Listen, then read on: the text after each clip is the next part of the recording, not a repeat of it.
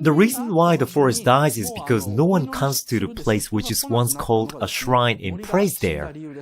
Because no one believes in gods of forest anymore, and now they see forest as mere natural resource. Those gods of forest gradually become smaller.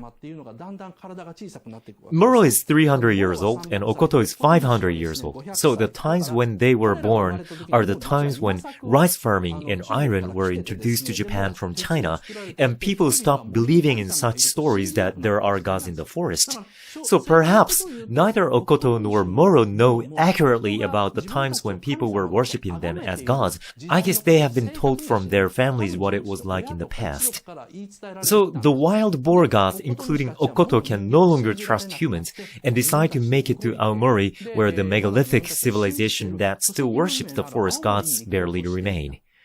On the other hand, Moro says on the surface, humans will never worship us again, and 50% of him actually believes in his own words, but he still lives in the megalithic shrine that human once made for him. To me, this is such a touchy story. Now, the megalithic civilization that believes in the gods of the forest only remains at the very end of Aomori. That's why Okoto and other wild boars have moved from Kyushu region, which is called Chinza in the movie. By the way, Okayama Prefecture is said to be the stage for Princess Mononoke. Miyazaki went to sketch Okayama and said, let's make this place the stage of the movie. This backs up the theory that the movie was staged in Okayama. I support this theory too. It's because if the story was based in somewhere east of Kyoto, it'll mean that the horde of wild boars would have cut through Kyoto, but that would be impossible. The mission that Jigo receives from the emperor is, of course, to bring back the head of the forest spirit, which is believed to hold the power of immortality. But more than that, there could be an order to stop the hordes of wild boar gods in Okayama, where the front line is, before they rush into Kyoto. When I think like that way, everything makes sense. Because if a crowd of huge wild boars has crossed Kyoto, the imperial family would have been completely crushed, since their authority has fallen entirely during the Muromachi period, as Miyazaki explained, during the time they made living by selling their own autographs. Well, so I think this is the large flow of the plot in Princess Mononoke. Rather than paying attention to Moro's line that says,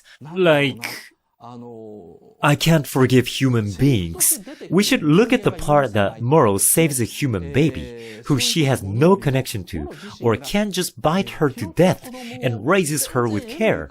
Or on top of that, she wants to return her beloved son to the human world one day, and has a high hope that Ashitaka can be a help for that purpose.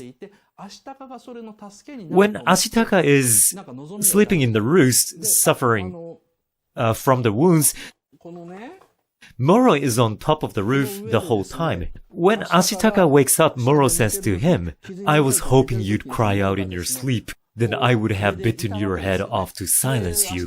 What this means is that Ashitaka's right arm is cursed, but Moro is also dying from the iron bullet shot by Eboshi. Both are in the exact same situation. It's even more painful because they are both holding themselves back from turning into Tatari gods. If they turn their pain into grudges against each other, they could become Tatari god easily, which would ease them. However, although he's in so much pain, Ashitaka endures it desperately without turning it into a grudge. When Moro sees such a man like Ashitaka, she thinks, well, I might as well die here alone, instead of turning this pain into Tatari god. Well, she also thinks, only after I crush Eboshi's head into pieces. So, Moro must see Ashitaka conquer negative emotions and decide that he is a man who she can leave her precious daughter to. However, Miyazaki describes none of that in the movie.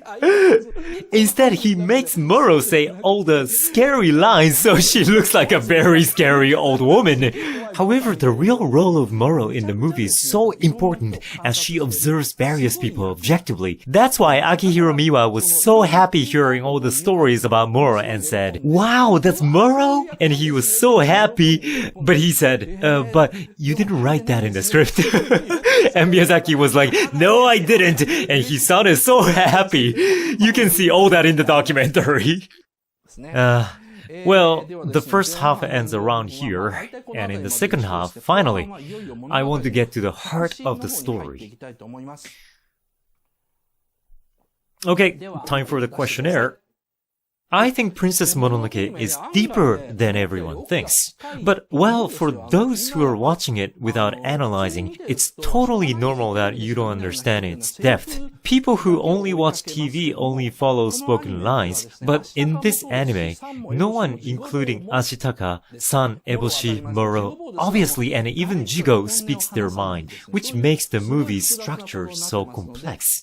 Before those who are watching the first half go, I want to tell you that you can enjoy this movie a lot if you think deeply by paying attention to many things instead of just listening to the meanings of the spoken lines. In the second half, I'm going to go into the core of the story or secret stories.